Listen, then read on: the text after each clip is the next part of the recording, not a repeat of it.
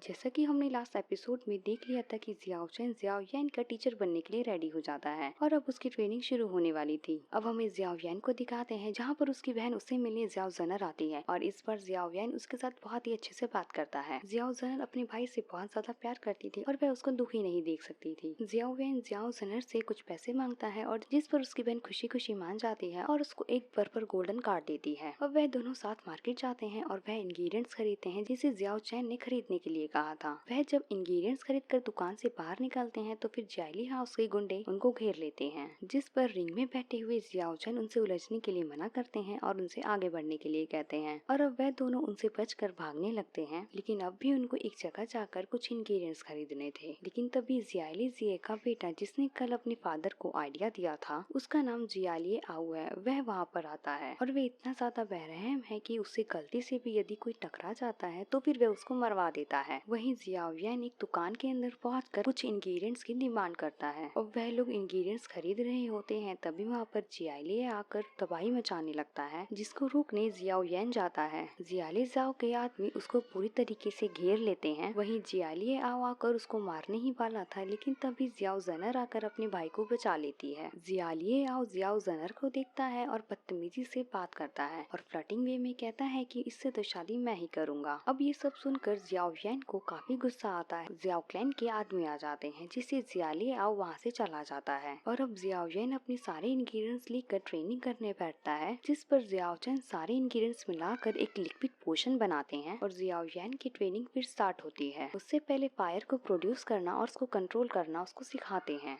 Xiao यान बहुत ज्यादा मेहनत करता है और फ्लेम को प्रोड्यूस करना और उसको कंट्रोल करना सीख जाता है, जिस पर जियाओ चैन बहुत ज्यादा खुश होते हैं क्योंकि लेवल 3 के योद्धा के लिए ये सब करना बहुत ज्यादा मुश्किल का काम था। लेकिन ऐसा करते वक्त जियाओ यान एग्जॉस्ट हो जाता है और वह खून की उल्टियां कर कर वहीं पर बेहोश हो जाता है, जहाँ पर जियाओ चैन जियाओ यान को व्हील करता है और उसकी दौड़ की पावर को बढ़ाकर लेवल 4 पर ले जाता है। और फिर हमें एक जगह दिखाई जाती है जहाँ पर बोली लगाई जा रही थी। वहाँ पर तीनों परिवार के शाही लोग आए हुए थे, यानी जाओ क्लैन, आओबा क्लैन और जियाली हाउस के मास्टर्स भी इस बोली में आए हुए थे। इस बोली को करवाने वाली एक लड़की थी जिसका नाम याफीत है। वहीं दूसरी तरफ जियाओ यान को जब होश आता है और उसको जब पता लगता है कि वे लेवल 4 पर पहुंच गया है तो फिर वे बहुत ज्यादा एक्साइट हो जाता है। जियाओ चैन एक मोदक को वैक्यूम पंप टेक्निक का यूज करते हुए उसको हवा से खाता है, जिसे ये सब देखकर जियाओ यान कहता है कि मुझे भी यह सीखना है और इसका जवाब देते हुए जियाओ चैन कहता है यह टेक्निक ब्लैक लेवल की लो टेक्निक है और तुम ये टेक्निक सीखने पर 1 टन का पत्थर भी उठा सकोगे, और यदि अगर तुमने इस टेक्निक को सीखने में महारत हासिल कर ली तो फिर तुम दुश्मन का खून निकालने में भी सक्षम हो सकोगे। यह टेक्निक आयरन पाम की मदद से की जाती है, जिसे पहले ही जियाओ यान ने मार्केट से खरीद लिया था और जो उसने आयरन पाम खरीदी थी उसके अंदर फायर की भी पावर थी। और ये सब देखकर जियाओ यान बहुत ज्यादा खुश होता है और वह उनसे सीखने की भी रिक्वेस्ट करता है। अब थोड़ी देर बाद जियाओ यान अपनी फैमिली के कॉम्बैक्ट एरिया में जाता है।